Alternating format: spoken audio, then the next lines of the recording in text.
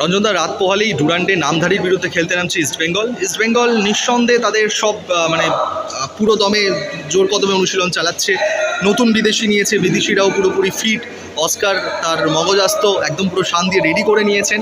তবে নামধারী স্ট্রাইকার তিনি কিন্তু বিপদে ফেলতে পারে দলকে। পাশাপাশি ঠিক ইস্টবেঙ্গলের সমস্যাটা কোথায়, যেটা শুধরে নিলে ইস্টবেঙ্গল এই ডুরান্ড কাপে হয়তো ট্রফিটা ছুঁয়ে দেখতে পারে। ইস্টবেঙ্গল, যেটা আমি ফার্স্ট ম্যাচ দেখেছি মাঠে, আপনার ইন্টারন্যাশনাল ম্যাচ, তো সেখানে যেটা আমার মনে হয়েছে যে ইস্টবেঙ্গলের লেফট ব্যাক পজিশানটা যদি রিপেয়ার না হয় সমস্যা আছে। তো কোনো অবস্থাতে নুঙ্গাকে লেফট ব্যাক খেলালে হবে না। আমার মনে হচ্ছে অস্কার বুঝো আগের বারের ভুল থেকেও শিক্ষা উনি নিচ্ছেন না। তো যে জায়গায় আগের বছর সুপার সিক্সে না যাওয়ার পেছনে কিন্তু ওই লেফট ব্যাক পজিশান। তো এবারও যদি যেগুলো প্রথম ম্যাচ থেকে ওই গোল দেখবেন, আপনারা সবাই বলছেন 5 গোলে জিতেছে, দেখতে হবে অপোনেন্টের শক্তি কী ছিল ফার্স্ট ম্যাচ। তো সেখানে আমাদের যে কোনো প্রিমিয়ার ডিভিশনে তলাধিকার টিমের প্রত্যেকে ভালো, এটুকু আমি বলতে পারি। আর আপনি যদি খেয়াল করে দেখেন, ইস্টবেঙ্গলের বক্সে ওরা 2-3 বার যে ঢুকেছে সেটাতে অবশ্যই ইস্টবেঙ্গলের বাঁ দিকটা, এবং একটা সময় দেখবেন নুঙ্গাকে বিট করে কী বলে একটা ক্রস হয়েছিল, 2-1 রিয়ালটা হয়ে গেল।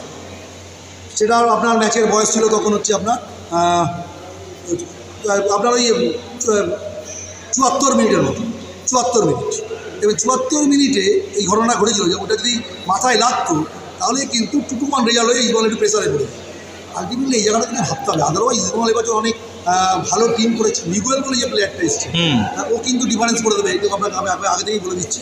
হ্যাঁ, মিগুয়েলকে কিন্তু ঠিক করে যদি ফিট হয়ে যায় এবং ব্যবহার করে তাহলে কিন্তু ওর ডিফারেন্স প্লেয়ার। নামধারী যতই হোক কী বলে একটা আপনার ওরা চেষ্টা করবে, ওরা মোটিভেট থাকবে, অনেক ওরা মোটিভেশন থাকবে। একটা আইএসএল টিমের এগেন্সে খেলছে, তো সেই জায়গা থেকে কিন্তু এটা যে কোনো কোচের কাছেই চ্যালেঞ্জ।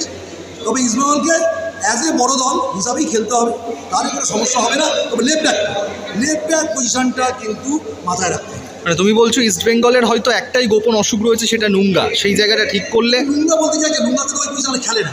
আমি লেফট ব্যাক পজিশনে এখন কে জয়দীপ্ত এখন আসেনি, এসেছি জানি না, এখন হয়তো আসেনি।